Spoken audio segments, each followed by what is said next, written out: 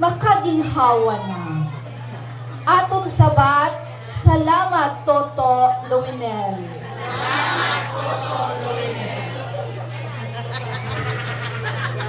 Gani, damo ang nahisa sa imo kaanyag. Correct. Ginmulay, ginpapasimpalahan, ginhublasan sa mga pagpatupato nga mga hulubaton, ginsikway ang imo kaanyag sa mga tao nga mga martes, manugsulsol kag mga mahisaon. Ang aton sabat, kaluy ang amon amigo nga si Toto Luinel.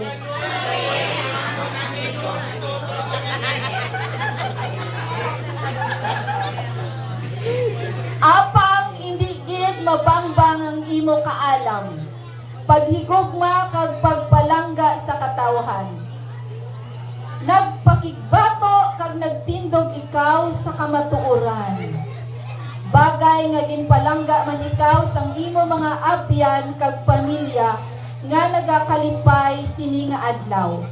Gani dako gid ang amon pasalamat kay ikaw na bunag sa sini nga kalibutan. Nga may kusog kag kabaskog nga magbulig sa pagsindi sang kapawa sa katudulman. Ang aton sabat, nagakalipay kami o Toto Luinel. Nagakalipay kami o Toto Luinel.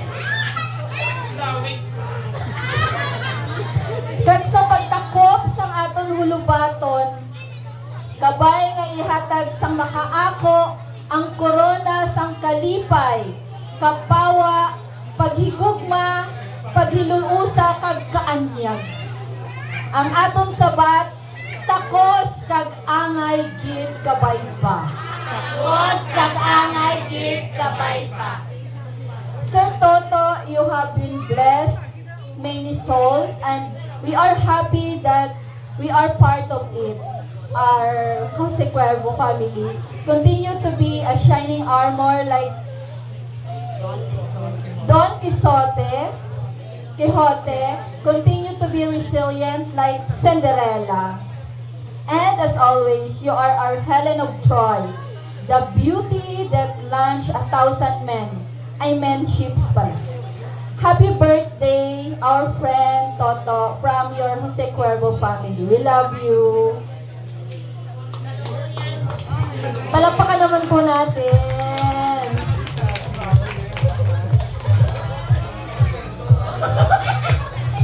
Ang sento. Penalty lang inyo. May penalty dito lang sa cashier. Kaya, nandiyan ito bangon. Baka una na yung mga Jose Cuervo family. Thank you very much. Okay, para tuloy-tuloy po ang ating birthday greetings para kay Sir. Let us call the AO5 office staff, Anne Marie Doromal, for her birthday greetings. Jane Marie Doromal. Let's give her a round of applause. Si Jane, amo niya ako nga staff sa DepEd. Amo niya ako nga secretary. Haluoy lang ni Sakon. Pero palangga po ni siya. Ay palangga niya man ako. Pati iya pa na palanggaan ay kami tanan. So, good evening sa tanan. Daw na-touch gid ako kay ako gid ang ginpili niya nga mag-message sa iya subong nga gabi. Although feeling ko unworthy, pero Sir To, ning mga words na maghalin sa akon is coming from my heart. And Sir To, we celebrate you tonight. We celebrate your life. We celebrate you not only as a leader that exemplifies integrity and dedication to work, but one who emphasizes kindness. Pero may kinahambal sa amon nga dapat kain kita sa iban biskan hindi naton kilala. You always emphasizes